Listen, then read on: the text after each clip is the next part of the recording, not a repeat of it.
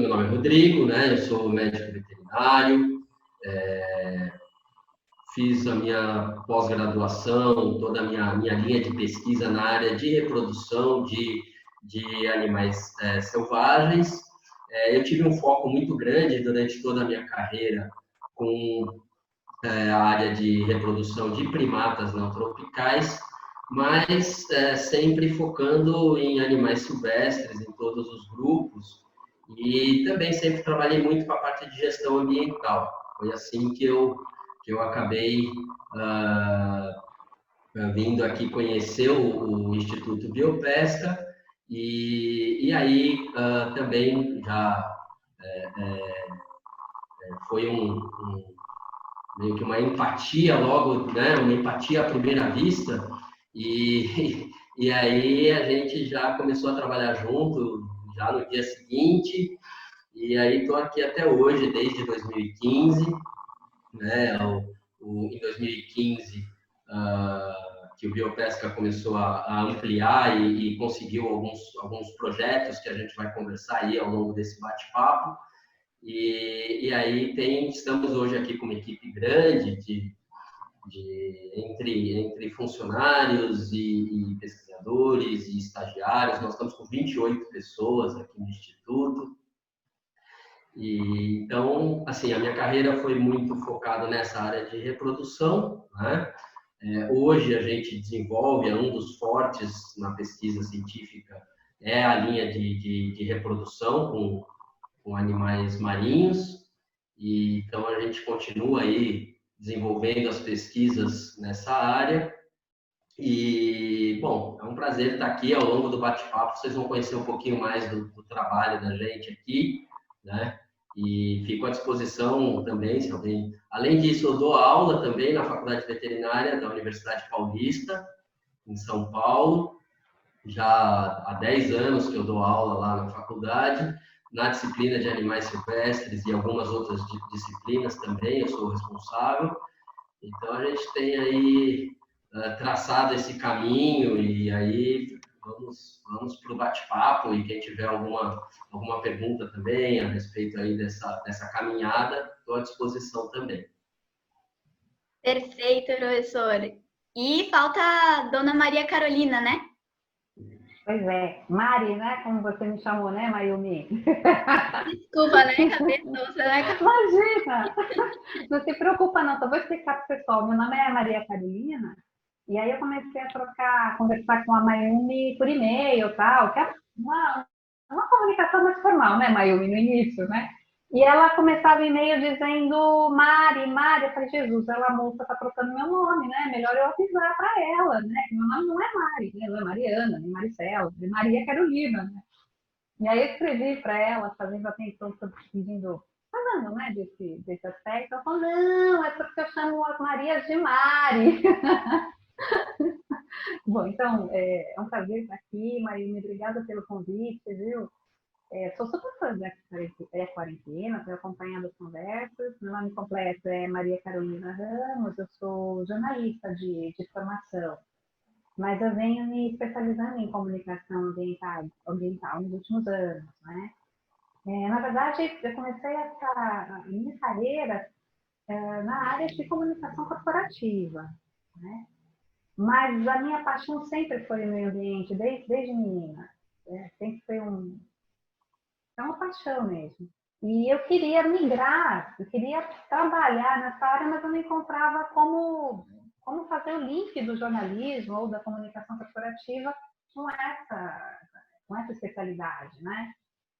E aí eu comecei a fazer curso na área de meio ambiente, ainda trabalhando na área de comunicação corporativa, e até que surgiu uma oportunidade em 2007, o Instituto Mamirauá, hoje é uma organização social, mas na época era uma unidade de pesquisa do Ministério da Ciência e Tecnologia, que fica em Tefé, no interior do Amazonas. O Mamirauá abriu uma vaga para assessoria de imprensa, né? Eles não tinham ainda alguém que fizesse isso para eles. E abriram essa oportunidade, eu me candidatei, passei, fui para o Amazonas, né? Aí morei por lá uns 2 anos, essa foi a minha primeira experiência com comunicação ambiental, e fiquei muito feliz com ela.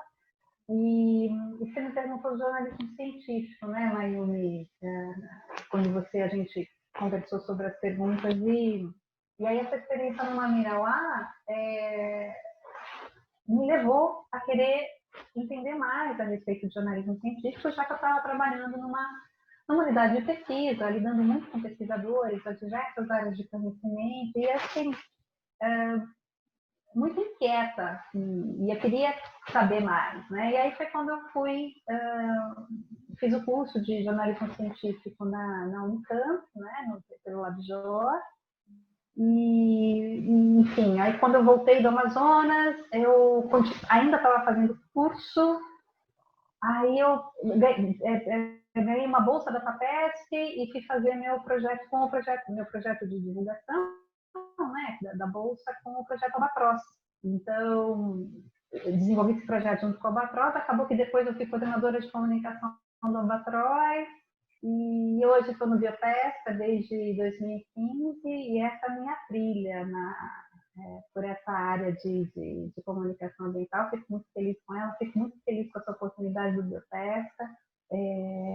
É uma experiência tanto, né, a gente poder desenvolver um trabalho de comunicação tendo como tema o meio ambiente, é um privilégio mesmo, né? Eu estou muito feliz de estar aqui hoje para poder compartilhar isso com você.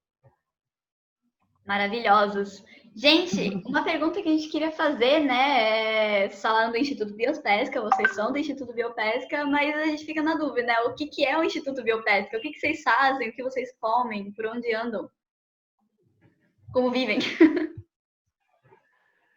Bom, o Instituto Biopesca é uma ONG, né, uma associação civil, sem fins lucrativos, que já atua desde 1998, quando começou suas atividades, e assim como a grande maioria das ONGs naquela época, né, já faz bastante tempo que a gente começou esse caminho aí, era com muito esforço pessoal de todas as pessoas envolvidas, né? A nossa fundadora, presidente, que levou fez todo esse caminho aí, né, transformando o Instituto no que ele é hoje. E depois, com essas atividades já sendo desenvolvidas junto com os pescadores, né, no monitoramento da captura acidental, com os pescadores, principalmente aqui no município da Praia Grande, e isso aliado também a uma vertente muito importante, que é a pesquisa científica. Em 2002 aconteceu a fundação oficial do Biopesca, e de lá para cá funcionou muito com a ação de vários voluntários e da diretoria, sempre muito envolvida, né? Todos com trabalho voluntário, e foram vários projetos desenvolvidos sempre nessa linha de pesquisa científica voltada para a conservação, principalmente da toninha, né, que é um golfinho que ocorre aqui na região, e da tartaruga verde, também ocorre aqui na região, e que são animais que são muitas vezes impactados pela captura acidental na pesca. Então, foram vários projetos, vários trabalhos, até que alguns prêmios também, até internacionais, na área da conservação, né? E até que a ONG, né, o Biopesca, conseguiu ser contemplado com um projeto de um patrocínio da Petrobras em 2012, e para realizar esse trabalho de monitoramento de captura acidental e educação ambiental voltada para essa área da pesca artesanal, principalmente aqui no litoral do estado de São Paulo. Esse projeto teve uma duração com patrocínio até 2015. Em 2015, nós iniciamos um outro projeto, que é o projeto de monitoramento de praias da Bacia de Santos, que esse já é um projeto um pouquinho diferente, né? Eu vou falar para vocês um pouquinho também desse projeto. E aí a gente vem desenvolvendo esse projeto de monitoramento de pesca em paralelo, já sem o patrocínio, também dando continuidade ao projeto de monitoramento de captura acidental. Além de participar de outros projetos com vários parceiros, né? Nós temos projetos participando aí, apoiados pelo Funbil, temos projetos apoiados pela Fundação Boticário, então foram vários projetos, mas sempre nessa área de conservação e sempre aliado à pesquisa científica e à educação ambiental. Acho que, rapidamente, resumidamente, é isso. São muitos anos, muitos projetos, muitos trabalhos, muitas pessoas envolvidas, sempre muito comprometidas, e o Biopesca é hoje, graças a todas essas pessoas que passaram ou que estão até hoje no Instituto, né? Então, é um trabalho bastante... Eu estou vendo aqui também nos participantes aí, tem vários participantes aí que já passaram pelo Instituto, já foram estagiários, já foram voluntários, alguns que estão ainda aqui no Instituto, né? A gente pediu para o pessoal também aproveitar o home office também e participar aí desse bate-papo com a gente. Então, acho que basicamente é isso. Perfeito. Gente, sejam muito bem-vindos ao Quarentena, viu? Eu ia fazer assim, pensei em fazer uma divisão para a gente abordar essas duas áreas, né, que a gente pode dividir, que é a questão do monitoramento mesmo e a questão né, dos animais, etc., e da pesca, né, porque é algo que surgiu no nosso papo dessa semana, na segunda-feira, que a gente estava comentando, assim, com a EcoSurf. E aí, alguém comentou no chat e falou, poxa, por que a gente encontra aqui nas nossas limpezas de praia, né, tanto material de pesca, sabe? E aí, tipo, eu falei, ó, sexta-feira talvez seja um bom dia para você descobrir. Então, a gente vai começar com essa pergunta, né? Pra gente já puxar o assunto sobre essa questão da pesca. Por que a gente encontra, assim, tantos materiais, assim, da pesca? Inclusive, aqui em Santos, pelo menos, a gente vai fazer limpeza de praia, naquela parte rochosa ali do Canal 7, Canal 5, Canal 6, Canal 7, enfim. E a gente encontra muito material, muita linha de pesca enrolada, rede de pesca. Por que disso? Bom, existem, assim, na nossa experiência, né, na nossa visão e na minha opinião pessoal também, são muitas as causas, né? Primeiro fator que eu acho que é importante, que a gente precisa considerar, é que é uma atividade muito intensa, né? Então, assim, a pesca é uma atividade muito intensa nos dias de hoje, né? A exploração, seja ela a nível industrial, a nível artesanal, mas a exploração dos oceanos é uma atividade muito intensa nos dias de hoje pela sociedade humana, todos os países, e seja para a produção de alimentos, seja para a produção de energia. Então, tem uma série de caminhos aí que a sociedade humana explora e utiliza esses recursos que vêm dos oceanos. Então, acho que essa atividade é muito intensa e isso é um fator que a pesca também tem essa alta intensidade. Então, esse é um fator. Além disso, tem, além da atividade comercial, né, é uma atividade de lazer muito importante para a sociedade humana, né? E também, dependendo em algumas regiões, também com uma intensidade muito grande, né? E aliado a tudo isso, a gente tem que considerar que os materiais que são utilizados são materiais que normalmente são de difícil decomposição, então são materiais muito duradouros, que ficam muito tempo no ambiente, né? E, além disso, pela quantidade de material, de equipamentos que são utilizados, o descarte correto né? A destinação correta desses materiais acaba sendo muito custosa, embora isso não seja uma desculpa, mas é um fato, né?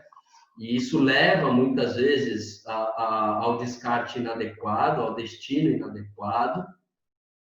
E a gente tem que considerar também que existe o fator acidental, que é inerente à atividade, né? Então, uma rede de pesca, por exemplo, ela é colocada no mar e fica de um dia para o outro, por exemplo, às vezes mais tempo, mas só para dar um exemplo.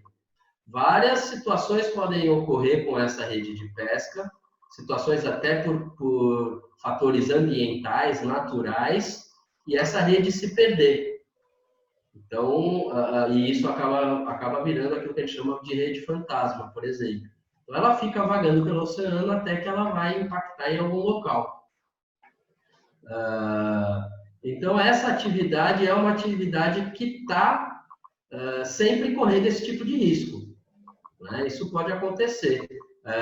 Uma vara de pesca, o pescador de lazer, né? Essa pesca de lazer, a linha pode arrebentar, né? Essa linha que arrebenta, ela vai ficar lá no mar, né? E vai encontrar algum destino que não é o destino correto no mar. Então, esses são fatores que são inerentes à atividade. Isso a gente não, né? Às vezes não pode até ser culpa, algumas vezes, do ator que está nessa atividade por utilizar um material inadequado para aquelas condições ou para aquela situação. Isso pode acontecer. Mas é um risco que é inerente à atividade, né? Mas tem um outro fator que é extremamente importante, que é o fator também da conscientização.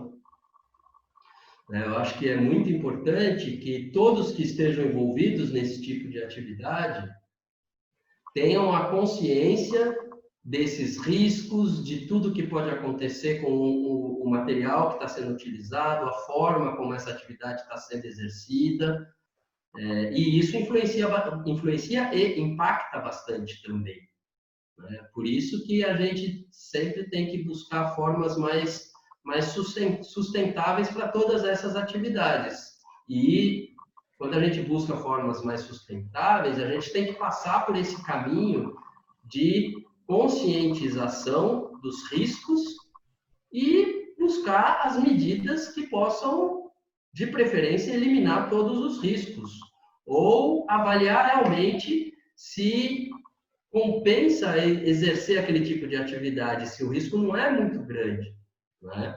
Então, eu acho que passa por todas essas faces, né? A gente tem a parte que é intrínseca, mas a gente tem também uma parte de conscientização, de educação, de conhecimento da melhor forma, de como deve ser feita a atividade, de como deve ser feito o descarte correto de cada tipo de material. Acho que passa por todas essas áreas, né? Mayumi, Pode falar. E só para complementar o que o Rodrigo disse, né? Você falou do pessoal ter comentado por que a gente encontra tanto na praia, né, na areia, mas o Rodrigo bem apontou a questão da pesca fantasma e de tanto que esse problema faz vítimas, né? Os petrechos que são de pesca, que são abandonados, esquecidos, descartados no mar, né? E o Biopesca já socorreu, já atendeu aves marinhas com vítimas desse problema, né, Rodrigo? A gente teve o caso por exemplo, de uma gaivotinha que ela chegou com o pé todo enredado numa linha de pesca, né? E praticamente estava decepado, o pezinho dela estava praticamente decepado já, né? Então, tiveram outros casos também. A gente teve o caso de uma tartaruga. Essa a gente já encontrou morta e num estado de decomposição bem avançado, né? Mas tinha uma corda que a gente supõe que seja de amarração de embarcação, né? também, né? Essa corda partia da boca dela, né? Então, provavelmente ela engoliu e estava ali a corda também saindo pela boquinha dela. Enfim, o problema é grave mesmo, né? Então, ele se mostra visível na areia da praia, mas ele também está acontecendo de forma muito impactante no mar, e machucando e matando os animais marinhos, sem que a gente, muitas vezes, não saiba direito o que está acontecendo, né? Isso daí é bem importante que a Carol falou, porque, assim, as formas que esse material vai parar na praia são inúmeras. Desde aquele pescador que descarta na praia mesmo, de forma errada, né? Seja pescador de lazer, artesanal ou mesmo industrial, quando retorna com a embarcação. Então, existe o descarte irregular, né, da forma errada. Tem esse material que eu falei que fica no mar e que pode ser trazido pela maré e acabar chegando na praia também, né? E todo esse material, tanto na praia como no mar, como a Carol falou, tem vários tipos de impacto nos animais. Esse que a Carol falou são casos bastante emblemáticos, que a gente teve vários casos, né? A gente tem não só com as aves, mas também com as tartarugas, com mamíferos. A gente tem vários casos já de toninhas que a gente recolhe e que tem marcas de rede, né? São animais que ficaram presos em rede. A gente tem tartarugas que acabam ingerindo o anzol, quer dizer, acaba ingerindo alguma presa, que às vezes ou a ave ou a tartaruga acaba ingerindo a presa que está com o anzol junto, está com o anzol dentro e acaba causando vários tipos de lesões e traumas no animal, né? Então, assim, é uma situação que a gente vê até com uma certa frequência, né? Uma casuística, infelizmente, assim, não é uma casuística alta dentro de todos os problemas que a gente encontra, mas é impactante, né? E quando a gente, às vezes, recebe um animal, né? E a gente vê que tem um tipo de obstrução. Muitas vezes a gente não sabe o que é. A gente vai fazer uma radiografia, aí é que a gente vai ver que tem animal com 2 anzóis dentro, né? Ou com uma tartaruga com um emaranhado tão grande de linha de pesca que obstrui trato digestivo. E isso muitas vezes pode levar o animal a óbito. Então, são vários os impactos que a gente consegue identificar nos animais. É um problema bastante sério, realmente. Perfeito. E aí, com todas essas consequências, né, a gente percebe que é um negócio bem grave, mas às vezes não sinto, mas eu não sei, quando a gente vai falar, eu acho que pelas aquelas experiências que a gente acaba tendo quando a gente está começando a se preocupar com essa questão ambiental e assim, e começa a falar com as pessoas, aí todo mundo te chama de ecochato, às vezes fica aquela má impressão de que trabalhar a educação ambiental para, às vezes, muitos adultos, principalmente, quando a gente vai conversar e tal, e a pessoa, tipo, esse é o problema da geração de vocês, sabe? E aí eu queria perguntar, assim, como é que vocês trabalham, então, essa educação ambiental com os pescadores, né, principalmente? Porque, às vezes, assim, são pessoas, não vou dizer assim, tanto dos pescadores industriais, mas às vezes os artesanais, tem provavelmente alguns problemas de condição financeira, e aí a gente pensa, né, naquela questão, tipo, é mais fácil você trazer a visão do futuro, né, para quem, tipo, lá na frente vai ter condição. Mas quando a gente vai trabalhar a educação ambiental para quem já tem uma série de problemas ao seu redor, tem que pensar no agora e no que eu vou trazer para hoje, no que eu vou gastar menos, parece ser mais, não vou dizer complicado, por isso que eu queria também saber se vocês já enfrentaram esse tipo de resistência, mas parece ser necessária uma abordagem diferente, sabe? E eu queria perguntar como é que vocês vêm trabalhando essa educação ambiental com os pescadores e por que essa parceria é tão importante, né? Bom, eu acho que assim, o grande desafio da educação ambiental é a condição social. Acho que esse é o grande desafio, é um grande problema. Como é que você vai falar? E aí isso não vale só para essa área, nem só para os pescadores. Como é que você vai falar para uma pessoa não caçar se ela não tem o que comer, né? E não tem dinheiro para comprar? Então, assim, é lógico que existe a atividade exploratória, isso é uma situação, mas existe aquela atividade que muitas vezes é de sobrevivência. Então, esse é um ponto realmente muito importante. Com relação assim, a nossa atividade junto aos pescadores, eu acho que um ponto importante que a gente sempre tenta trabalhar, e assim, é importante também ressaltar que muitos pescadores têm uma consciência ambiental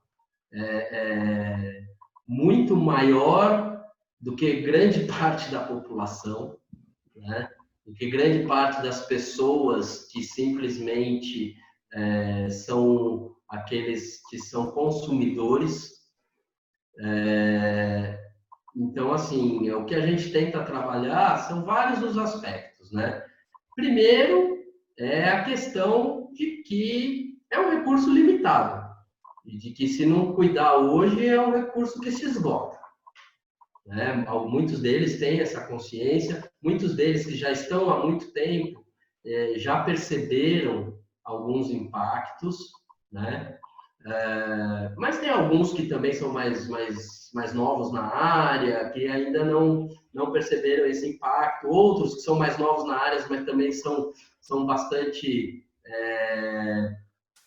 focados também nessa questão ambiental. Então a gente tem parceiros aí, tem parceiros assim de trabalho, né, de ação, que tem essa consciência. Então, a gente tenta explorar um pouco isso, né? Mas o foco principal nosso também com relação às capturas acidentais. Então, a gente tenta trabalhar bastante com eles a relação da captura acidental, né? O impacto que... E a gente, só para quem está conhecendo agora o Instituto de Biopesca, a gente trabalha muito com os pescadores artesanais, né? Nosso foco principal é com os pescadores artesanais, que é a principal atividade econômica aqui na região, na área da pesca, né? Aqui na região da Praia Grande, essa região mais do litoral centro para o sul, a pesca artesanal é mais forte, e é onde a gente atua mais. E então, assim, a gente tenta trabalhar muito essa questão da captura acidental, né? Nós temos grandes colaboradores nessa questão, são pescadores que, quando eles têm um animal preso na rede, eles trazem esse animal para que a gente possa, se tiver morto, poder realizar estudos e tentar verificar, né, a causa da morte. Só não, porque muito provavelmente a causa da morte foi porque ficou preso na rede e não conseguiu respirar. A gente está falando de golfinhos e tartarugas, né? Principalmente da toninha e da tartaruga verde aqui na nossa região, que são animais que precisam respirar fora d'água. Então, eles sobem para poder respirar. Se eles ficam presos na rede, eles não conseguem respirar e acabam morrendo. Então, a causa da morte, muitas vezes, nesses casos, ela já é definida, mas a gente tenta estudar o estado de saúde do animal, outros fatores que podem estar impactando na ecologia da população, na ecologia e até na situação daquele indivíduo. Então, a gente tenta trazer conhecimento a partir desse animal que ficou acidentalmente preso na rede. E no caso de animais vivos, também a gente tem muitos pescadores que já nos avisam, às vezes de lá do barco mesmo, hoje com o celular, eles já mandam mensagem, ligam para a gente já vai encontrar com eles assim que eles chegam na praia e traz o animal para reabilitação, para a gente tentar reabilitar e soltar novamente o animal. Então, a gente tem muitos pescadores que trabalham junto com a gente nessa questão e apoiam bastante essas ações, né, que são extremamente importantes, tanto para a pesquisa científica quanto para a gente tentar também salvar alguns animais e retornar aí alguns animais dele, né? Ao longo de todos esses anos aí, a gente já tem, nesse trabalho conjunto com eles, um número bastante impactante aí de animais. Carol, você tem um número aí que a gente estava vendo outro dia, de animais que foram soltos de captura acidental? Rodrigo, soltos não, mas a gente levantou quantos a gente já recebeu por parte dos pescadores, Sim. que já foram mais de 800, né?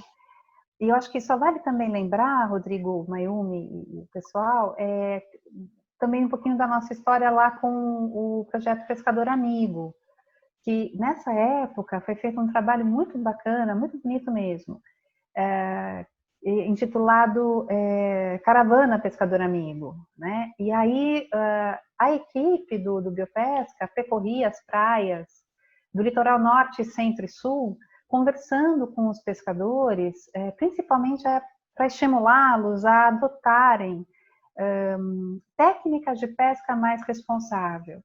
Então, boa parte dessa relação que nós hoje temos com os pescadores que colaboram com a gente, com esse trabalho que o Rodrigo está mencionando, né? Boa parte dessa relação ela foi construída já naquela época. Então, só complementando um pouquinho o que o Rodrigo está contando também, né? É uma relação construída já há alguns anos, com muito carinho, com muito empenho por parte da equipe do Biopesca, principalmente por parte da nossa fundadora, a bióloga Carolina Bertozzi, que já se relaciona com os pescadores há 20 anos, desde que o Biopesca começou. Na verdade, o Biopesca... Desculpa, Rodrigo, não ouvi. Desde 98, né? Desde 98, justamente, que foi quando começou o trabalho do Biopesca. A Carol recebeu, né? A Carolina Bertozzi, né? A doutora Carolina Bertozzi, professora hoje também da Unesp, fundadora do Biopesca, ela recebeu a ligação de um pescador amigo, dizendo, olha, eu peguei um peixe aqui super esquisito, não sei que peixe é esse, né? E aí ela, espera que eu vou ver, né? E quando ela chegou lá, para surpresa dela, era uma toninha, né? E ela ficou surpreendida, porque afinal, imagina, 20 anos, hoje o conhecimento a respeito da toninha ainda é escasso, naquela época era mais ainda, né? E ela ficou surpreendida, então, de poder ver um exemplar, também era coisa rara de acontecer, né? E foi aí, então, que, né, para não me estender muito, mas foi dessa forma que, de maneira geral, começou o trabalho do Biopesca, a partir muito estreita a nossa história com a dos pescadores, né? E esse projeto Pescador Amigo, que é um projeto que eu comentei que foi o patrocínio da Petrobras, foi um projeto que, na verdade, ele pôde ampliar e fortalecer ainda mais, mas ampliar essa relação com os pescadores, que era um trabalho que já era desenvolvido pelo Biopesca, mas com o patrocínio, obviamente, veio o projeto da Caravana Pescador Amigo e outras áreas, outras regiões puderam ser alcançadas com esse projeto e muito mais pescadores puderam também participar desse projeto e que estão com a gente até hoje, né? Então, assim, é um trabalho muito bacana mesmo, foi um trabalho envolveu uma equipe bastante grande, muito dedicada, foi um trabalho bastante árduo, mas que assim, tanto que é um trabalho que está aí até hoje, independente de patrocínio, né? É um trabalho que está aí de forma voluntária de muitas pessoas. A gente até hoje trabalha ainda com voluntários também. Então, é um trabalho realmente que muito bonito, que vem sendo desenvolvido ainda mesmo, independente do patrocínio ter acabado, né? E que possibilitou o fortalecimento dessa relação aí com os pescadores, e assim, desses mais de 800 animais que foram trazidos, eu não tenho o número aqui, mas assim, boa parte dos animais, alguns puderam ser soltos até muitas vezes na mesma hora, né? Outros tiveram que passar por algum tipo de reabilitação ou de tratamento, tudo variava bastante, varia até hoje muito do tipo da intensidade do impacto que foi causado no animal. Mas o importante é que esse trabalho conjunto possibilita a chance da gente diminuir esse impacto das capturas acidentais e boa parte dos animais poderem retornar, né, para a vida livre, retornar aí para suas populações e para o nosso meio ambiente. E o que é talvez bacana também de lembrar é que todo esse trabalho ele também colabora com construção de política pública, né, Rodrigo? A gente hoje tem um trabalho sendo realizado, né, que é o projeto de conservação das toninhas, e os resultados desse trabalho eles vão ser de alguma forma incorporados no Plano de Ação Nacional de Conservação das Toninhas, que é o PAN das toninhas, é uma política pública que tem como objetivo proteger essa espécie, né? Então, também tem esse viés que é bem importante, esse nosso trabalho com os pescadores, essa parceria com os pescadores, né? Ela ajuda a construir também políticas públicas na área de conservação, né? Peraí que meu irmão tá falando. Obrigada. Eu ia fazer uma pergunta agora, né? Que você deu uma comentada, Carol, que agora eu chamei de Mari. Pode chamar. Antes do surgimento do Instituto, né? Esqueci o nome dela agora. Mas a veterinária aqui é Carol também, né? Na verdade, ela é bióloga, é a Carolina Bertozzi. Perdão. Imagina. Ela viu sobre a toninha e tal, e ela achou engraçado porque era um negócio meio raro. E aí me veio essa dúvida agora. Gente, a gente já vai liberar para as perguntas, tá? Aguenta um pouquinho. Mas quem quiser ir fazendo as perguntas no chat, pode ficar à vontade. A gente ou põe o nome e a gente vai seguindo na hora de fazer as perguntas. E aí já tem todo mundo seu lugar garantidozinho na fila das perguntas. E aí eu fiquei em dúvida. Então, tipo, talvez a toninha não seja o animal mais frequente quando se trata de pesca acidental. Qual que seria, então, esse animal? Ou os animais? Não sei se você sabe essa medida, assim, o ranking. São as toninhas e as tartarugas, mas eu vou jogar a bola pro Rodrigo.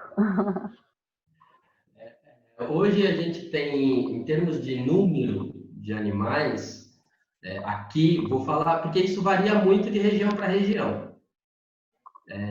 São vários fatores que podem influenciar. Um deles é o tipo de pesca, outro deles é o esforço de pesca. Quanto maior o esforço, maior o impacto, maior o número de animais. E também a fauna regional. Então, eu vou falar aqui pela nossa região da Praia Grande, aqui do litoral centro para o sul, aqui de São Paulo. Os dois animais mais impactados são a toninha e a tartaruga verde, né?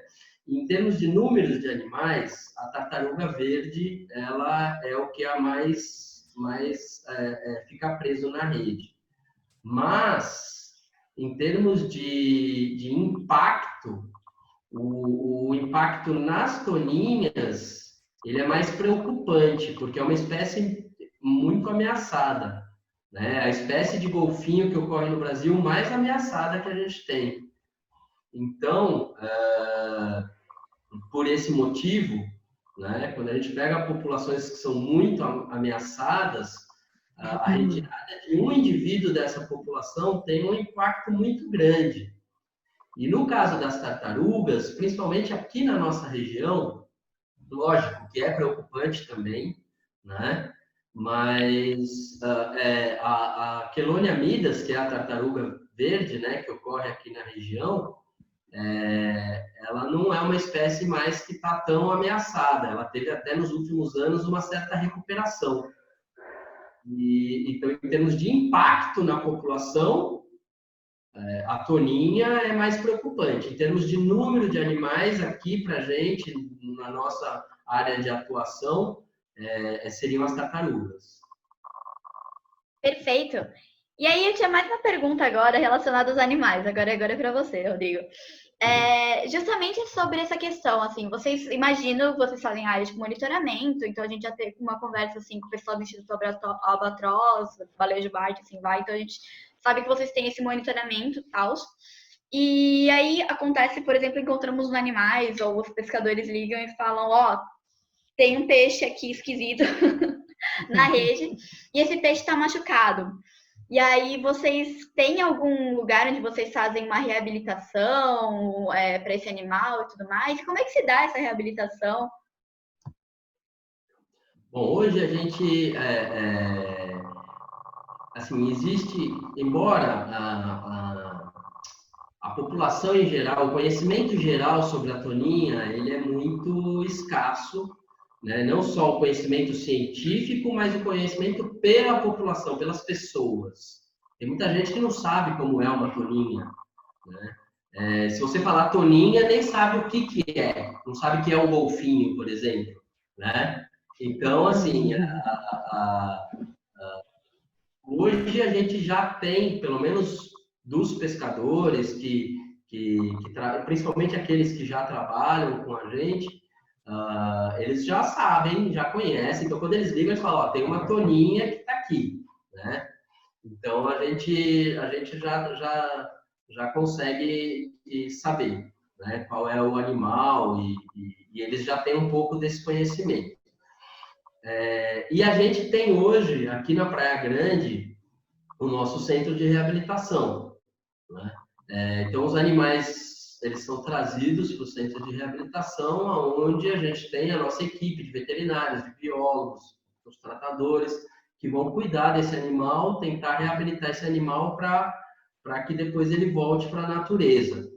No caso das toninhas, é um pouquinho mais difícil, porque é um animal muito sensível, né?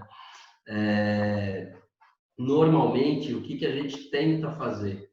A gente tenta, quando a gente vê que, dependendo do estado que está o animal, bom, primeiro que por ser um animal muito sensível, bem mais difícil de chegar um animal desse vivo. É bem mais difícil. E aí, quando a gente recebe esse acionamento de um animal vivo, quando a gente é chamado para atender um animal vivo, a gente tenta ver se é possível fazer um atendimento no local, na praia mesmo. Nós montamos toda uma estrutura, uma base para tentar dar esse atendimento, porque a intenção nossa é retornar esse animal para a natureza o mais rápido possível, se ele tiver condições. Quando a gente percebe que ele não tem condições, né, aí a gente traz para o centro de reabilitação. Mas, infelizmente, assim, a gente tem, eu acho que um ou dois casos só que são citados de toninhas que foram reabilitadas e soltas, mas que não existe nenhuma confirmação de monitoramento para saber se esse animal realmente sobreviveu. Porque tem muitos problemas que são decorrentes do estresse, dessa própria situação do animal ficar em cativeiro, que desencadeiam reações no animal que podem ser, que podem levar a algumas lesões que são causadas ao longo do tempo, né? Ou que são lesões que não são possíveis de ser identificadas naquele momento, mas que vão ter um impacto na sobrevivência do animal dali a algum tempo, né? Um comprometimento de musculatura, ou algumas reações em cadeia que são desencadeadas pela situação de estresse, e isso pode afetar a saúde dele de forma que ele não consiga sobreviver. Então, o ideal é que a gente tente sempre ter algum mecanismo de monitoramento após a soltura. Que esses monitoramentos pós-soltura são extremamente caros. E como o sucesso de reabilitação em cativeiro é muito raro, então hoje é muito difícil de ter uma estrutura para ter esse monitoramento pós-soltura. E aí o melhor é tentar dar uma chance para o animal mesmo, tentar soltar esse animal. A gente só não vai ter essa confirmação, né, de que o animal realmente sobreviveu. Mas a gente tem pouquíssimos, tem 1 ou 2 casos de animais que foram reabilitados e soltos. Isso eu falo em termos de Brasil, né? E a gente tem o Biopesca, né? O Instituto Biopesca, os nossas veterinárias e nossa equipe toda de biólogos, e já atendeu também animais que a gente atendeu na praia e conseguiu fazer a soltura, né? E assim, a nossa ação é nesse sentido, de dar a melhor condição possível para o animal ter chance de sobrevivência. Porque se nada for feito, ele vai morrer. Então a gente tenta fazer o melhor e dar o máximo de condições e dar uma segunda chance para ele. A gente monitora a região para ver se ele vai aparecer morto, né? Nos dias seguintes, assim, a gente tenta intensificar o monitoramento para ver se esse animal é encontrado, se ele encalha de novo ou se ele aparece morto em algum local. No nosso caso, a gente não encontrou, mas também a única certeza que a gente tem é que a gente conseguiu dar uma segunda chance para ele. No caso das tartarugas, não. Aí a gente já consegue ter uma resposta melhor, varia de indivíduo para indivíduo, mas a gente consegue ter uma resposta melhor. Existem alguns projetos que já monitoraram animais que foram reabilitados e soltos e verificaram que esses animais... Porque todos os animais eles são identificados, né? Então, no caso das tartarugas, é colocado uma anilha, 2 anilhas, na verdade, uma na nadadeira esquerda, outra na nadadeira direita, e essa anilha ela permite muitas vezes o registro do reencontro desse animal em qualquer lugar do mundo, né? E isso já tem esses registros de animais que passaram por reabilitação, foram soltos e já foram registrados até em época de reprodução. Então, com as tartarugas, a gente sabe que elas têm bastante chance de aproveitar essa segunda chance. Elas têm muitas condições de aproveitar essa segunda chance, né? E aí isso também dá bastante força para a gente continuar o trabalho e continuar tentando sempre dar essa chance a mais aí para esses animais. Vale a pena também, Rodrigo, lembrar do caso das aves, né? Embora a gente ainda, no âmbito, né, do projeto de monitoramento de praias da Bacia de Santos, tenha registrado algum caso de ave, a gente, por ser um instituto que atua na área de conservação, a gente já recebeu, infelizmente ele estava morto, mas o caso daquele Pufinos, né, uma ave oceânica, o nome popular é bobo pequeno, a gente encontrou um bobo pequeno, já sem vida na praia, por conta desse projeto de monitoramento que a gente executa, e ele vinha de uma ilha oceânica pertinho da Inglaterra, né? Então, tinham dados sobre essa ave registrados numa instituição britânica que faz o estudo da espécie, e aí a gente pôde trocar informações científicas a respeito daquele animal encontrado morto por conta de uma anilha que ele tinha na patinha. O Rodrigo aí que intermediou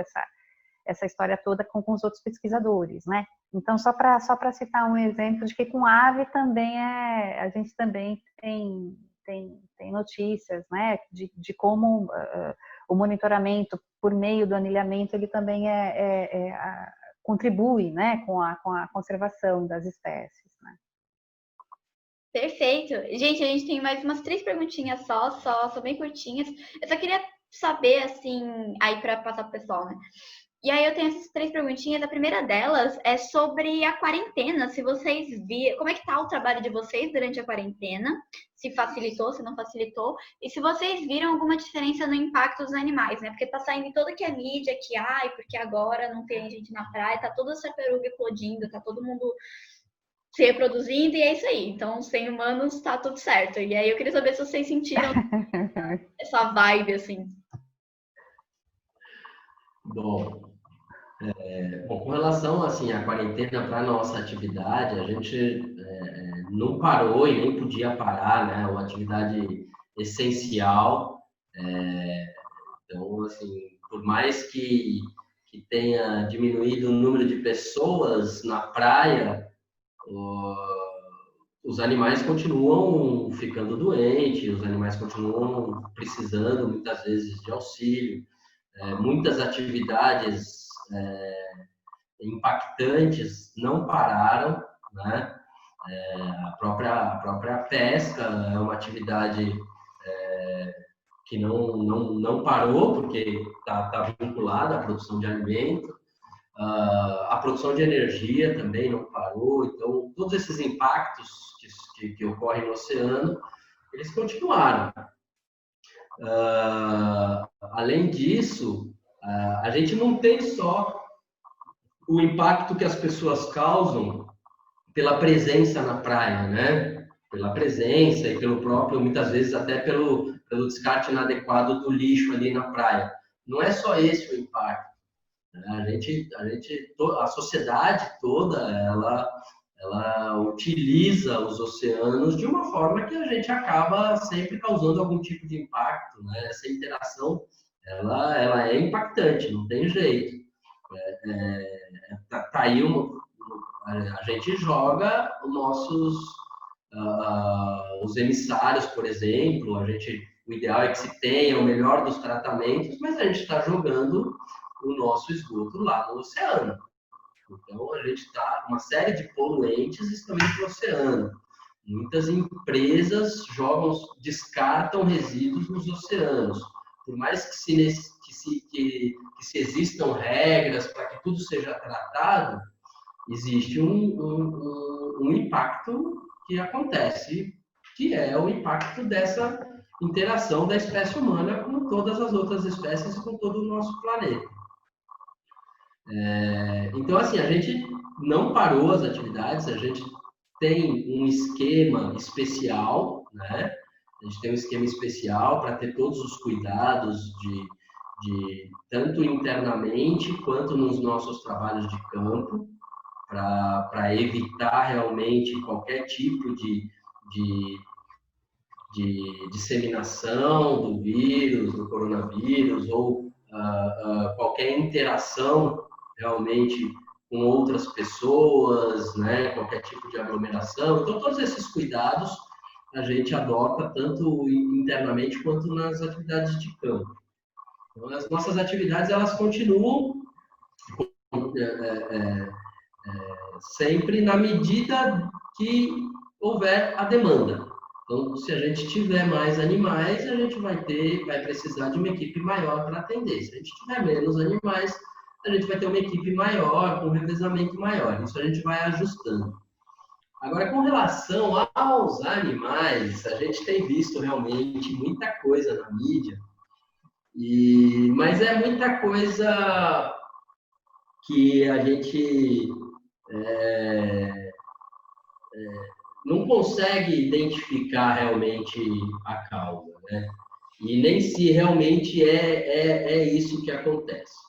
O que a gente pode dizer, mas aí é o que eu vou falar aqui, pessoal, são percepções nossas da equipe, não são dados científicos compilados, que a gente ainda não teve. A gente vai fazer isso, tá? A gente está fazendo. Já existe em andamento uma análise comparando os últimos 4 anos para poder ver o que isso pode ter impactado. Mas o que a gente percebeu até agora não houve um aumento na diversidade, ou seja, as mesmas espécies que a gente via, a gente continua vendo, né? Não houve um aumento significativo no número de animais, até o momento, assim, mas mais uma vez, não foi feita nenhuma análise de dados, nem estatística, percepção do que a gente tem da equipe no dia a dia, tá?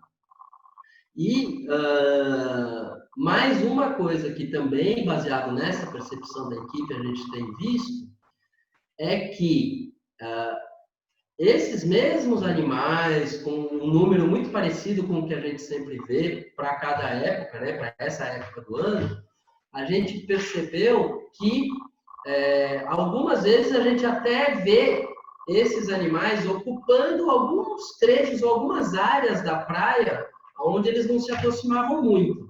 Aí sim, é natural dizer que tem menos pessoas, tem menos movimento, os animais acabam ocupando um pouco esse espaço. Mas isso é um processo natural, né? Isso é um processo natural.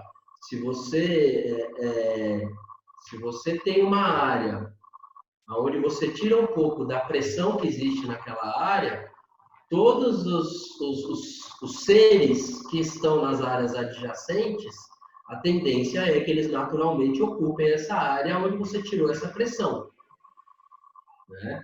Então, isso ocorre até como um mecanismo natural. Agora, esse é um impacto só, assim, não posso nem chamar de impacto, mas é um aspecto que a gente tem percebido, né? Mas, assim, a gente não tem como afirmar que houve um impacto, que agora tem muito mais aves, ou muito mais tartarugas, ou muito mais golfinhos. A gente não consegue afirmar isso, né? Como eu falei, o único impacto que diminuiu foi a presença do ser humano na praia. E talvez o resíduo que ele deixa na praia presencialmente, porque tem aquele resíduo que vai para o oceano, que é um resíduo das pessoas em terra firme, que acaba indo para os oceanos, porque o descarte é feito de forma errada. E esse continua, né?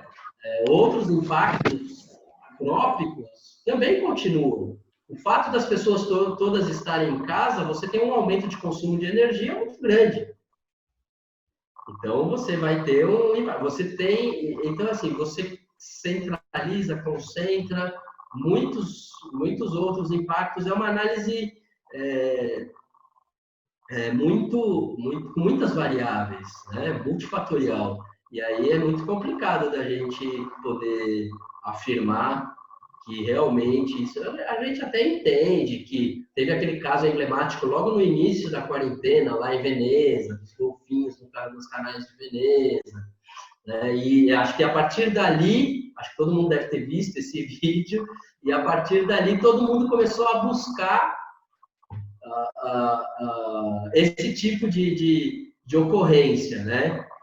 Mas, como eu falei, é um processo natural, né? Se você tem uma área que está ocupada por uma determinada espécie, você tira essa espécie de lá, as outras espécies naturalmente vão aos poucos começar a ocupar, né? Isso é um processo, na minha opinião, na minha visão, é um processo natural que ocorre. Então, é isso. Respondendo mais diretamente a sua pergunta, sim. A única percepção que a gente tem realmente é de ocupar esses espaços que, né, antes estava cheio de cadeira de praia, agora não tem nada. A gaivota, ela vai lá. Ela vai ocupar aquele espaço. Porque antes ela não ia porque não tinha aquele espaço, né? Agora que tem, ela vai explorar aquele espaço. Então, é a percepção que a gente tem. Mas fora isso, assim, de poder afirmar, eu acredito que não, a gente ainda não pode afirmar nada. E vale a pena lembrar também que os problemas continuam, né? Eu digo problemas causados pelas ações humanas. Eles continuam, eles não pararam por causa da quarentena, né? Então, tem esses exemplos que o Rodrigo deu e também tem um muito grave, porque a gente falando de lixo, a gente acha que é o lixo deixado na praia ou lixo de navio, para a gente que é de Santos, né? E de cidades da Baixada. Mas um grande problema que a gente tem aqui na região são as submoradias, né? Quer dizer, aquelas pessoas que vivem naquelas condições horríveis, né? Que a gente sabe, de palafita, e que acabam despejando o seu lixo doméstico em mangue, E aí, pronto, a gente vive numa região escolarina, vem tudo parar aqui na praia, né? Então, a quarentena, embora ela dê essa ilusão, né, de que o mar está mais bonito, as praias estão mais limpas, na verdade ela só está escondendo, só está fazendo com que a gente possa esquecer dos problemas que continuam, e a gente não pode esquecer deles, né? A gente tem que continuar atento aí a questões como essa, né? Os impactos antrópicos, eles continuam, né? Só para usar de exemplo isso que a Carol falou, é exatamente isso. Então, você imagina as pessoas que elas saem para trabalhar, então, durante o dia, elas vão gerar esse resíduo em outros locais. Se elas têm que ficar em casa, ou mesmo as crianças têm que ficar em casa, você está gerando muito mais resíduo e aí o descarte continua correndo da mesma forma. Então, a quantidade por conta dessa situação de quarentena acaba sendo maior, né? Acaba até aumentando o impacto. Só que é um impacto que a gente não está mensurando, não está vendo agora. Complicado. E aí, para a gente finalizar, né? A gente finalizar e passar para as perguntas pessoal, gente. A gente tá enrolando, mas vamos. Era justamente sobre a questão, né? Se basta a gente, assim, que mora na Baixada, ou mora em áreas litorâneas, ou mesmo quem mora no interior, basta a gente só não ir pra praia e jogar lixo na praia, basta a gente só fazer isso. Eu sei que às vezes parece que é o mínimo que a gente pode fazer, né? Não jogar lixo na praia. Mas existe alguma outra forma da gente ajudar, da gente mitigar esses impactos? E também, né, o pessoal estava perguntando se de repente voluntariar no instituto, qual que seriam os pré-requisitos aí, que também é uma forma de ajudar. Bom, eu acho assim, uma coisa que eu sempre falo, né? A forma de ajudar, na verdade, essa mudança que o nosso planeta precisa, ela depende das ações de cada um individualmente, né? Então, assim, óbvio que a gente promover a sensibilização, a conscientização das outras pessoas é muito importante. Mas as nossas ações, e por meio das nossas ações, a gente pode também sensibilizar e conscientizar as outras pessoas, elas são muito importantes. E elas não podem ser, e aí acho que aí talvez seja uma reflexão importante que todos nós precisamos fazer, é que não é uma ação pontual ou um único tipo de ação que vai promover uma mudança, né? Então não adianta eu não descartar o lixo na praia e eu trago para a rua e jogo na rua. Vai chover e vai voltar para o mar, né? Ou vai entupir bueiro, ou vai causar enchente. Então, assim, não adianta também, mas eu trago e levo para casa e descarto da forma correta. Mas quando eu estou passando na rua, chupo uma bala, eu jogo papel de bala onde se não tem lixo, eu jogo na rua. Então, tudo isso, os nossos hábitos de consumo, né?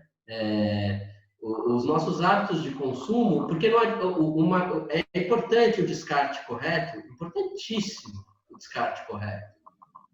Mas, se a gente for avaliar a quantidade de material que a gente não precisaria produzir, né?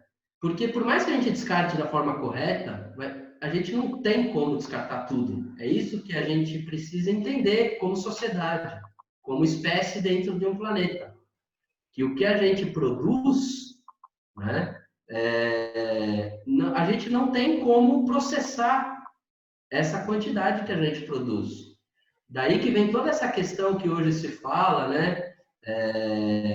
Não use canudinho, não use o copo descartável, né? Eu acho que ninguém precisa de nenhum tipo de radicalismo, porque senão todo o nosso meio de vida, a gente volta para a idade da pedra. Não é isso que a gente precisa. A gente precisa achar um caminho de viver junto com as outras espécies no mesmo planeta, né? E não viver de uma forma que daqui a pouco só tem a gente e com isso não vai ter mais nem a gente.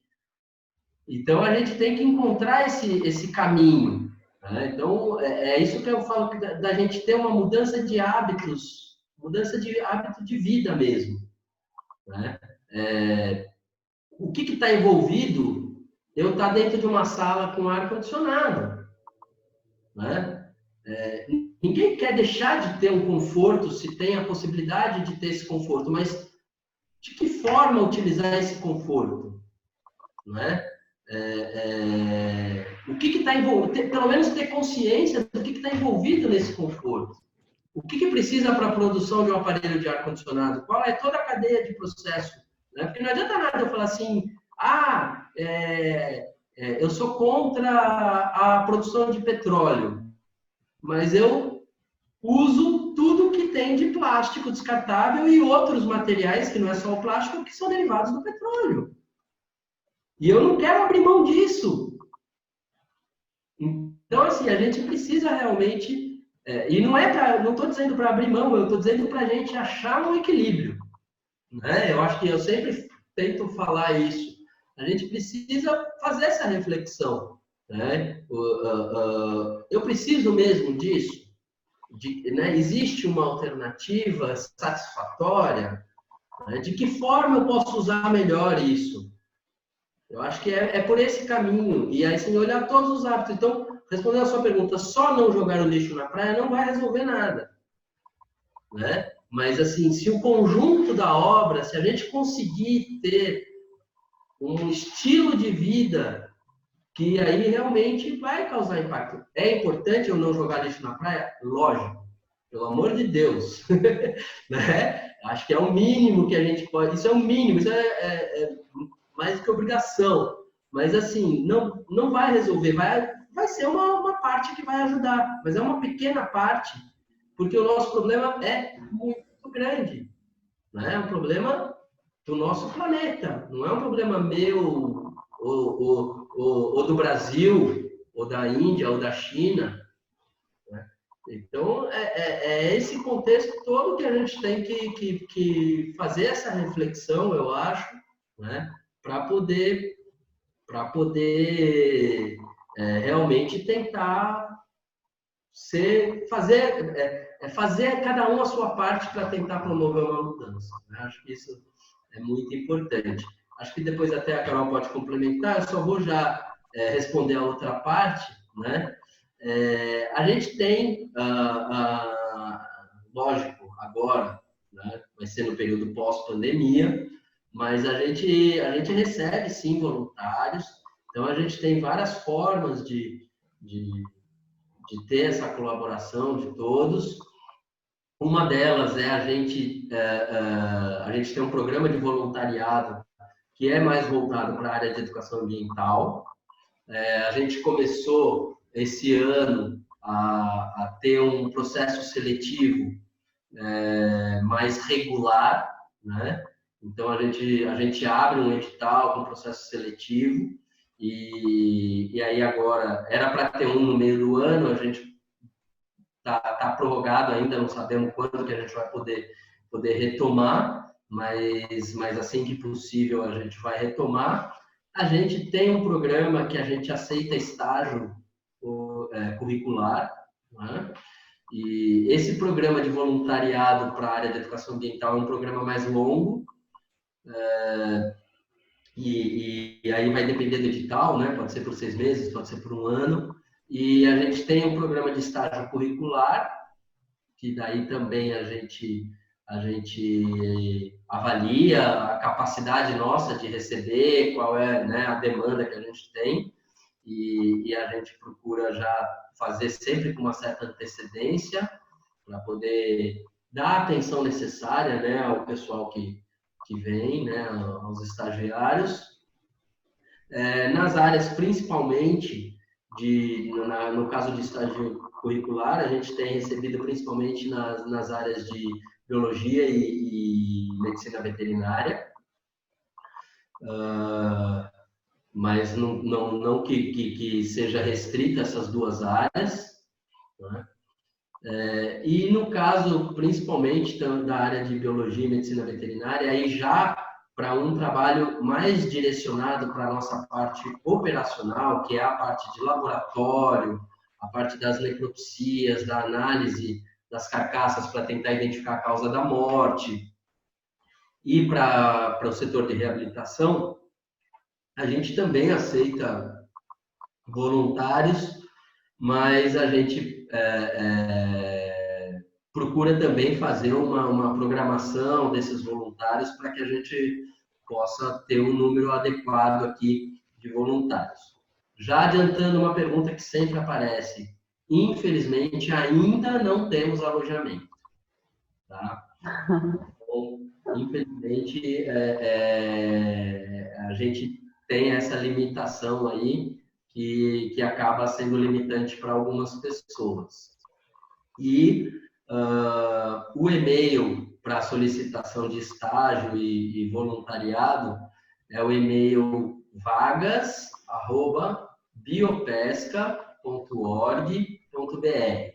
Então, é vagas, no plural, @biopesca.org.br.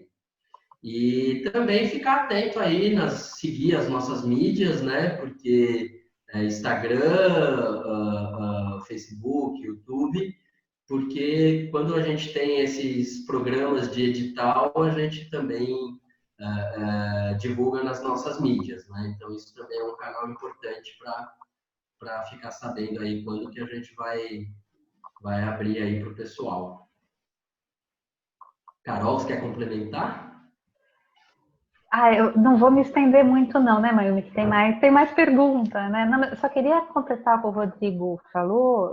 Lógico, concordo com tudo que ele falou em relação à pergunta, né, que você fez a respeito do lixo, né? E eu só acho que a gente tem que começar a mudar a pergunta, sabe? Eu acho que a questão agora não é mais falar assim, você joga lixo no chão ou você não descarta seu lixo corretamente. Eu acho que agora a questão é muito maior. É a gente começar a questionar a forma que a gente vive e a maneira que a gente consome. Eu acho que são essas questões que a gente tem que começar a trazer. E indo ao encontro do que o Rodrigo falou, não dá mais para achar que é o homem quem tem que ficar no centro de tudo, que tem que ficar no centro do nosso mundo. Né? Eu acho que já foi isso também. Agora é a questão da gente, como o Rodrigo bem colocou, pensar como é que a gente convive de forma harmoniosa com todas as outras espécies. A maneira que a gente vive hoje é incompatível com a vida no planeta. Então, isso já está claro, né? Não é novidade nenhuma isso que eu estou falando. Isso já está claro para cientistas, para pesquisadores, para o pessoal da área de conservação. Já é uma verdade. Então, acho que a gente precisa começar a se questionar mesmo e a servir como exemplo, né? Nesse sentido de mostrar boas formas de consumo e reflexões sobre isso, né? Eu acho que era isso, sim, para não me estender muito. Perfeita, Carol.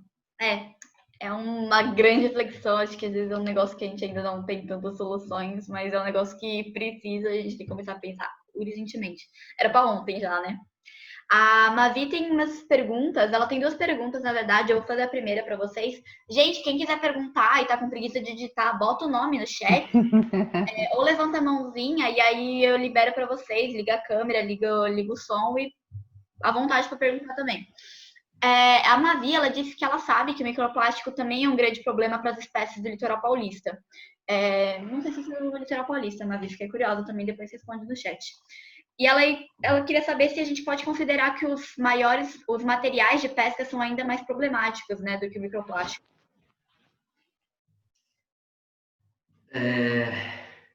Bom, eu acho assim, o material de pesca, ele é mais fácil de ser detectado, então talvez possa até dar essa impressão de ser mais impactante, né? Mas a gente tem que lembrar que esse material de pesca, ele vira microplástico. Então, ele no ambiente, ele está, né, com o tempo, ele vai virando microplástico no ambiente também. E ele é mais fácil de ser diagnosticado. O microplástico é um pouco mais difícil, não é? Muitos dos impactos do microplástico a gente ainda não consegue, o impacto direto dos petrechos de pesca, eles são mais fáceis de serem identificados. O impacto direto do microplástico, ele é muito mais difícil. Mas existem assim, muitos grupos estudando muito essa área. A gente tem estudado bastante o impacto, principalmente de resíduos mais macro, né, maiores um pouco, mas a gente tem colaborado com pesquisas, né, com pesquisadores, e é uma linha de pesquisa que vem crescendo muito no mundo todo, para se avaliar e identificar realmente qual é o impacto do microplástico. E quando a gente fala em microplástico, na verdade, quando a gente fala em plástico, é uma infinidade de tipos de material. Então, quando a gente fala em microplástico, também é a mesma coisa, né? E está presente numa infinidade de materiais e de substâncias que a gente nem imagina. Então, e isso que é importante.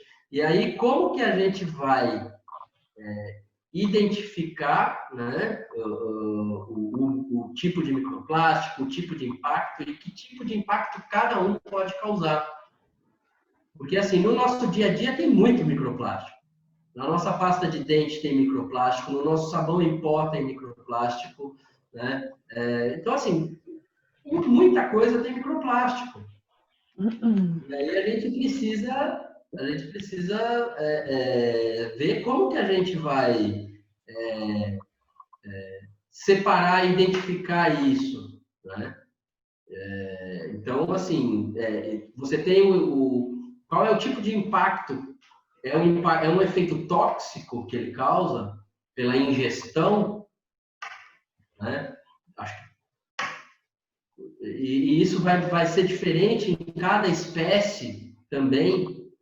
Então, é uma área que a gente ainda tem muito para descobrir. Tem muita pesquisa já, tem bastante informação científica, muita informação bastante confiável já disponível, mas é uma área ainda com um campo enorme de conhecimento a ser devastado. Então, é difícil a gente fazer esse tipo de comparação. O que a gente precisa, voltando para aquela reflexão, a gente precisa avaliar todo o impacto que a gente causa, né? E aí, a partir disso, como que a gente vai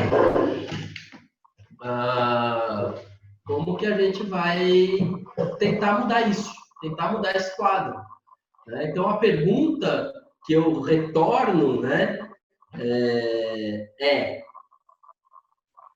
qual é o que é mais importante? Qual desses dois causa mais impacto? Ou como é que eu faço para diminuir o impacto de qualquer um desses dois? Acho que aí é por aí, pelo menos na minha opinião, aí a grande reflexão. Hoje o impacto, qualquer impacto que a gente cause no meio ambiente, a gente está numa situação, como a Carol falou, né, que a gente já sabe que é uma situação extrema, né, em termos de saúde do planeta, em termos do caminho que a gente está, né? A gente precisa ver se a gente vai continuar nesse caminho. E aí a gente volta naquela questão. A gente tem que avaliar todos os impactos, por menor que ele seja, ele é importante. E aí depende muito em quem é o impacto. Se você me perguntar, por exemplo, aquela pergunta que você me fez, né? Quem que é pior? A tartaruga ou a toninha ficar preso na rede de pesca? É a mesma coisa, né? E dentro de uma população também a gente tem o que é mais tem vários estudos, né? O que é mais importante se você, para conservação, se você perder dentro de uma população ameaçada. Né? É um macho, é uma fêmea, é um juvenil, é um adulto. Qual é o indivíduo que tem uma contribuição, teria uma contribuição maior para aquela população? Né? Então, isso vai mais ou menos nessa direção. Acho que todos os impactos são importantes e todos eles precisam ser reduzidos ou eliminados. Né? Pelo menos na minha visão. Ou pelo menos repensados, né, Rodrigo? Ou pelo menos repensados, né? A gente precisa começar a repensar tudo isso, né? Não vou falar mais não, porque tem mais coisa aí. Mas fica tranquila, gente. O pessoal já sabe que quando eu falo, é 1 hora de papo, nunca é 1 hora de papo, eu sempre falo isso.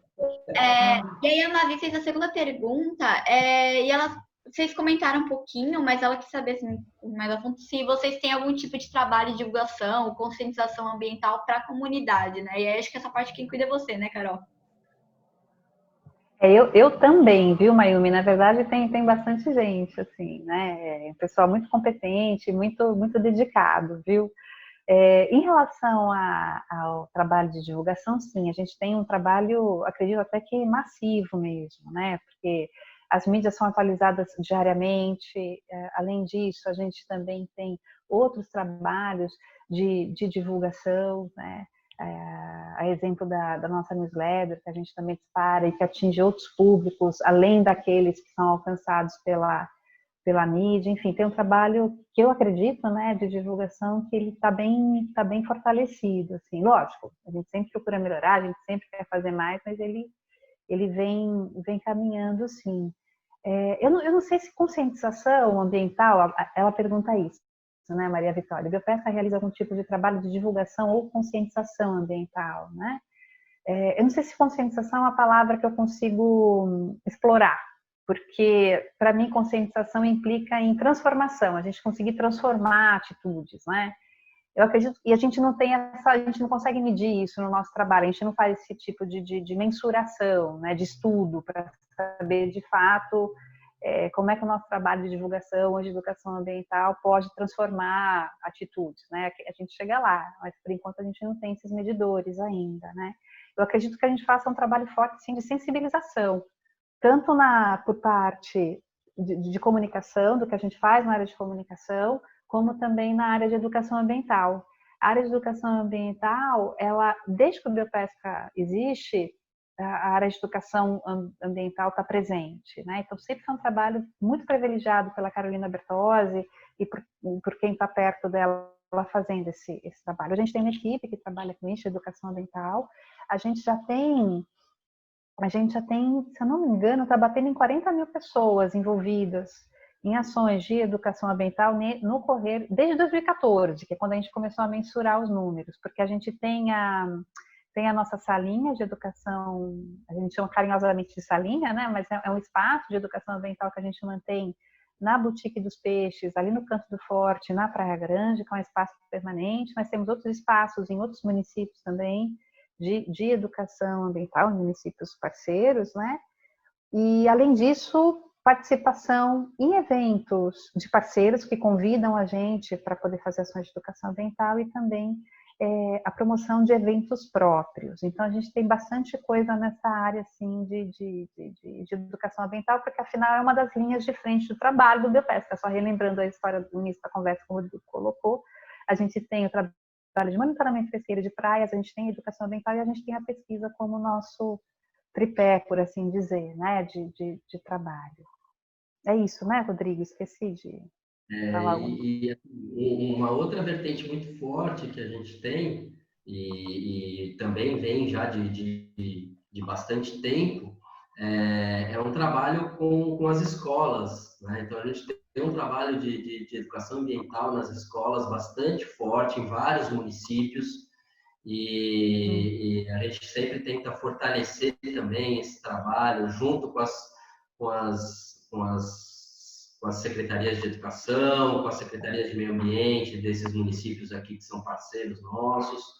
Então, a gente tem um trabalho muito grande também com as crianças nas escolas, né? E agora a gente está com uma equipe também de educação ambiental bastante envolvida e capacitada. Então, nós estamos com alguns projetos aí que virão aí pela frente.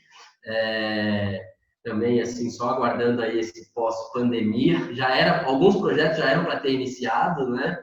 Mas infelizmente as aulas suspensas, então a gente teve que adiar e estamos aí com alguns outros projetos também no forno já, aproveitando esse período aí para preparar esses projetos para vir com ações também bastante fortes aí nesse sentido. Então, é isso, complementando só essa parte aí que a Carol falou. O trabalho nosso é nesse sentido mesmo. Maravilha! O pessoal disse, alguém disse que ia perguntar exatamente isso que você falou agora, então você já adiantou. Ó, o Sr. B, que eu vou chamar ele de Sr. B, mas o nome dele é Caio. Caio. Ele fez uma pergunta aqui, ele disse se, tipo, quando a gente estava falando sobre a questão da diminuição, né, essa mudança, né, entre aspas, comportamento animal, ele fez uma pergunta relacionada a isso, né? Ele disse, talvez não seja uma diminuição da produção que causa essa ocorrência de animais onde eles não frequentavam, porque ele falou, as indústrias e etc. continuam produzindo, porém numa intensidade menor. Isso não influencia? Mesmo que as pessoas estejam gerando resíduos e gastando energia e outras questões, a questão industrial não afeta em maior escala? Bom, primeiro que assim, eu não, pelo menos até hoje, eu não consegui acessar informação confiável a respeito de uma diminuição real de atividade industrial, né? E eu vou explicar por quê, que é uma opinião, né, a minha visão, tá? Por exemplo, você pega hoje, a indústria alimentícia não parou, né? E em muitos casos ela até aumentou sua produção, tá? E a indústria alimentícia, para ela funcionar, ela leva consigo toda uma cadeia. Se ela não tiver embalagem, não adianta ela produzir, ela não vai colocar o produto no mercado. Então, assim, se ela não parou, a cadeia que está atrás dela também não. Outra visão que eu tenho é que muitas, elas também acabaram se encontrando ou partindo para algumas alternativas até para auxiliar nessa resposta, por exemplo, à pandemia. Então, a gente vê indústrias alimentícias e de bebida que pegaram parte da sua planta operacional e transformaram elas para produzir álcool gel, por exemplo, para produzir máscara, para produzir respirador. Então, a gente tem aí indústrias automobilísticas produzindo respirador hoje aqui no Brasil, né? Então, assim, em algumas indústrias realmente pararam, algumas acredito que tenham quebrado, mas outras aumentaram e encontraram outros mercados. Então, eu não sei se isso iria refletir nesse impacto que é causado, né? E, assim, as indústrias que realmente acabam causando um impacto mais direto nos oceanos, eu acho que essas não pararam, né? Eu acho que essas não pararam. Então, que produção de energia, né? Que é o transporte marítimo de carga, pode ter diminuído um pouco, mas, quer dizer, se você for, eles, na verdade, também se adaptaram. Então, antes vinha um navio da China para as Américas. Agora, vem muito mais. A diferença é que, em vez de trazer aqueles produtos industrializados de eletroeletrônicos, por exemplo, eles estão trazendo máscara e respirador. Só que tem mais navios chegando. Então, eu não sei, precisaria avaliar, eu não avaliei nem tive acesso a informações, mas existem esses dados oficiais, precisaria avaliar o tráfego de embarcações diminuiu, porque esse é um impacto grande que a gente tem nos oceanos. Porque com ele está relacionado uma série de impactos, né? a parte de combustível, a parte de poluição sonora, tem uma série de impactos aí que estão relacionados. Não sei, será que diminuiu? Então tem toda essa questão. Eu acho que a atividade industrial ela está se transformando e depois ela vai transformar de volta. E eu acho que aí fica uma grande pergunta para todos nós, né? Na verdade, uma grande pergunta não, uma colocação mais uma para reflexão, assim, como a gente quer a nossa recuperação no pós-pandemia? Porque o meu grande medo é voltar querendo recuperar, principalmente as áreas que tiveram que transformar a sua produção, voltar para a produção antiga numa escala muito maior. E aí os nossos hábitos de consumo é que vão mediar tudo isso, né? Então, aquela indústria que produzia determinado produto, que teve uma diminuição de consumo, ela vai querer que o consumo aumente. E aí ela vai querer aumentar mais ainda. Então, se ela é uma indústria que causa um impacto, o impacto que ela vai voltar é muito maior. Quando a gente tem hoje uma oportunidade de reavaliar, de repensar, como a Carol falou, e tentar achar um outro caminho, né? Um caminho de crescimento, sim, mas mais equilibrado. Acho que a gente está também com esta oportunidade. Acho que é a única oportunidade boa que traz essa situação trágica, né? Agora resta saber se a gente vai aproveitar. Não sei se eu respondi, mas a minha opinião é essa. Perfeito. Ele agradeceu também. Carol, você quer comentar alguma coisinha? Ou a gente vai passar para a próxima? E aí é uma Não, vamos para a próxima, Mayumi, que eu sei que o tempo está apertado. Eu ia fazer só 2 últimas perguntinhas só para a gente finalizar. Na verdade, a primeira delas, eu só quero saber se você quer comentar sobre a bolacha do mar. Posso comentar, sim, né? Mas deixa eu deixar claro desde o início, né, Mayumi? Eu não sou especialista em bolacha do mar. Que... Pois é. Vai lá, Mayumi, explica. Tem uma perguntada, assim, sobre as bolachas do mar aqui em Santos. Porque eu não sei se aqui em Santos não, né? Mas na Baixada Santista, porque aqui tem muita bolacha do mar, é sempre algo que eu sou paulista, né? Quando eu vim morar aqui, eu falei, nossa, mas tem muita bolacha do mar. Eu já, tipo, visitei tanta. E aí ficou assim, eu fiz essa pergunta pra Carol. Então, Carol, por que tem tanta bolacha do mar?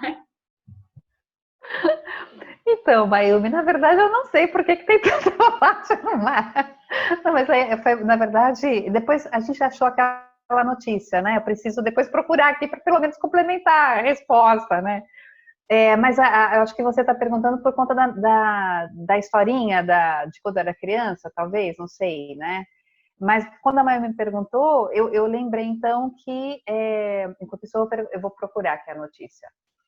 Ela me perguntou das bolachas do mar, o que eram elas, né? E eu falei, putz, Mayumi, olha, eu cresci em Santos, no mar de Santos, sempre vi essas bolachas do mar, mas eu achava que elas me falavam, né? E eu acreditava como criança que elas fossem estrelas do mar, né? E tanto que quando eu era criança, com meus irmãos, a gente pegava as bolachas do mar e a gente quebrava, né, no meio, crente que estava ajudando a bichinha, porque afinal, ao quebrar, você encontra então um outro bichinho ali que tem o formato de uma estrela do mar. E a gente achava que era filhote de estrela do mar. E a gente achava então que estava libertando. Vocês acham? Que absurdo, né? Hoje eu estava falando com a Mayumi e me senti super culpada, porque eu devo ter matado um monte de bolacha do mar quando eu era criança, achando que eu estava libertando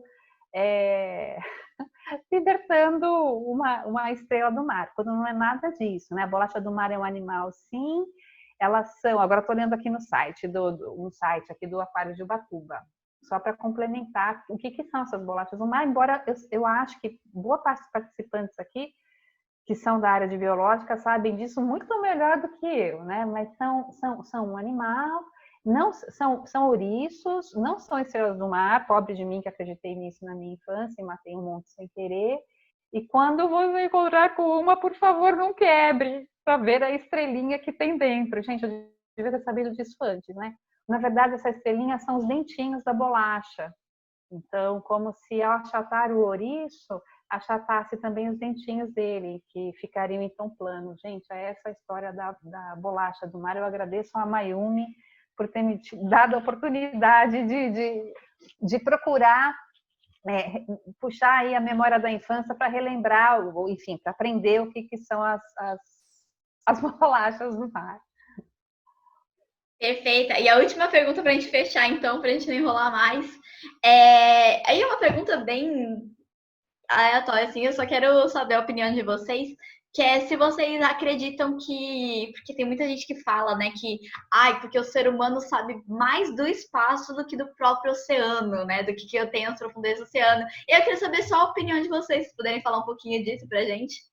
Não precisa ser muito não, só falar, é isso. Pode começar, Carol. Mas me desculpa, eu perdi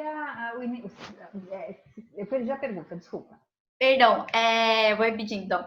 Se vocês, assim, a gente ouve bastante, né, que às vezes nesses sites e tal, sempre falam que a gente sabe muito mais do espaço, né, do que tem no exterior, do que nos nossos próprios oceanos, que são lugares que a gente não explorou ainda, né?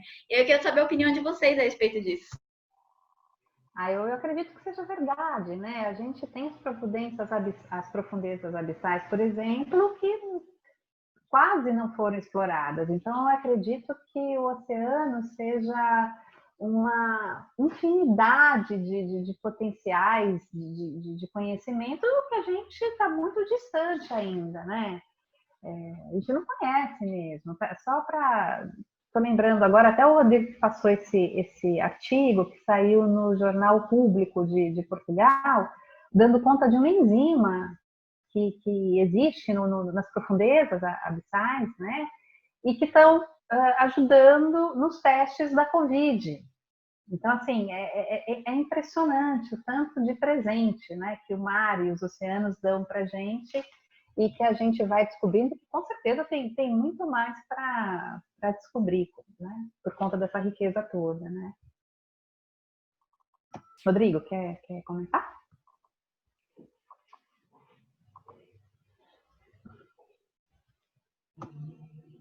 Rodrigo? Rodrigo?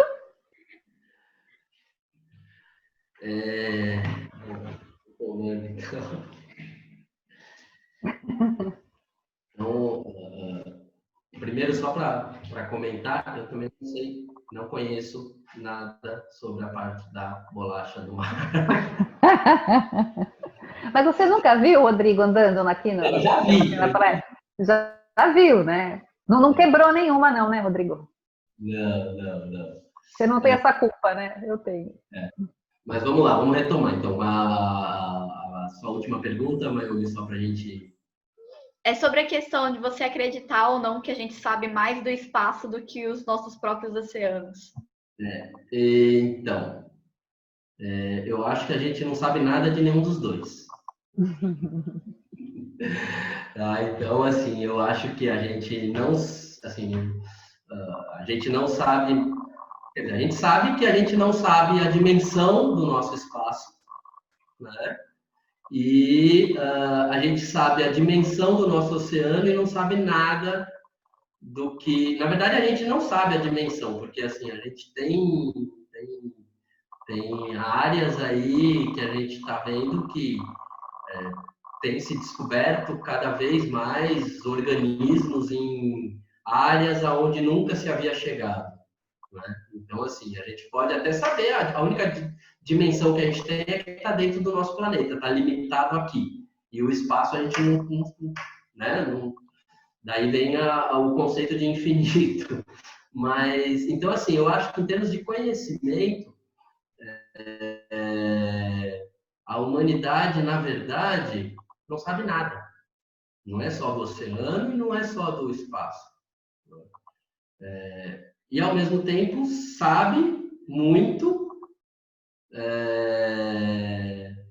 se a gente olhar o desenvolvimento da nossa sociedade, né, da espécie humana, e inclusive da geração de conhecimento, o conhecimento que é gerado ao longo dos tempos, né, a gente vê que realmente, se a gente comparar com décadas atrás, a gente vai ver que o conhecimento de hoje é infinitamente maior do que a gente tinha há um século atrás.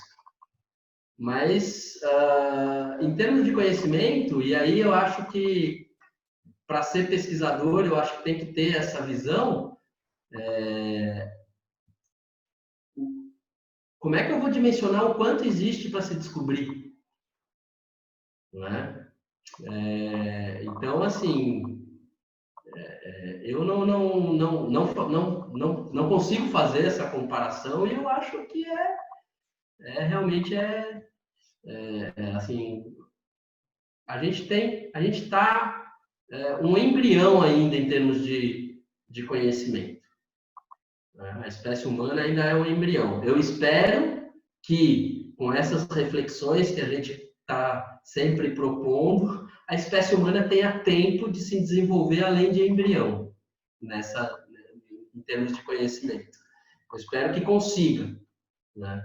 Mas, assim, a gente tem tudo para ser estudado e descoberto, né? Tá aí um novo coronavírus mostrando para a gente que a gente não sabe nada. Então, eu acho que é daí que vem para quem tem a vontade de ser pesquisador, esse é o desafio, né?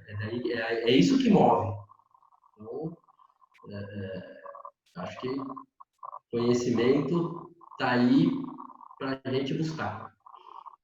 Perfeito. Gente, com essa pergunta aí, essa dimensão agora que a gente entrou, então a gente vai finalizando, porque a gente está comendo bastante do tempo, tá? Entendeu pra caramba. Mas é porque tava bom e papos bons são assim, né?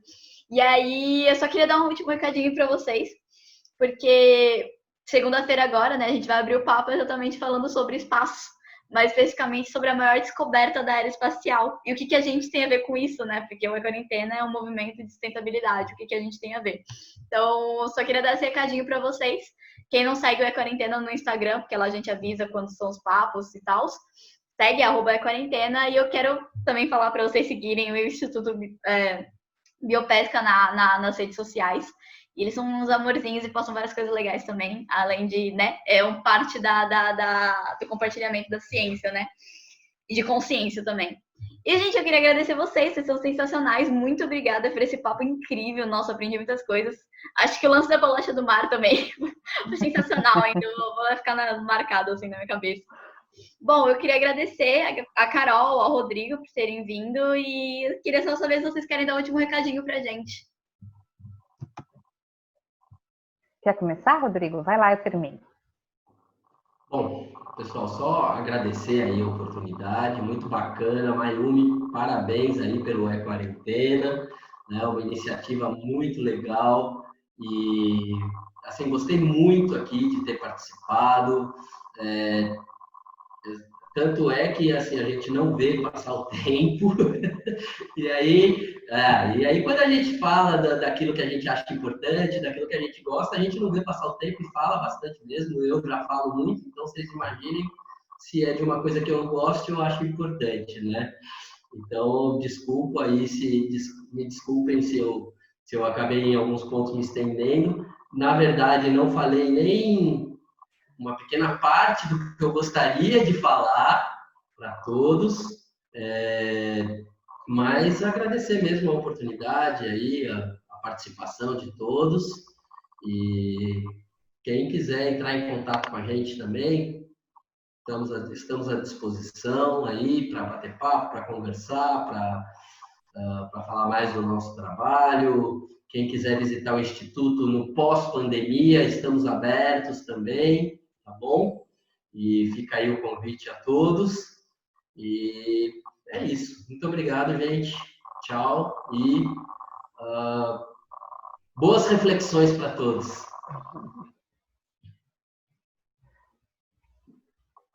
Eu queria agradecer também, né, Mayumi, pelo convite. Muito obrigada. Foi um prazerzão participar aqui com você, com todo mundo, né? A gente tem vários conhecidos aqui com a gente, pessoas muito queridas, muito especiais, e que trabalharam com a gente já como voluntários ou mesmo como contratados. Agradecer a participação de todos. Parabenizar, lógico, como o Rodrigo te falou, te parabenizar por esse espaço que é tão, tão importante. É um espaço que possibilita troca de conhecimento, possibilita reflexão e junto a galerinha jovem. E isso é tão, tão, tão importante, né?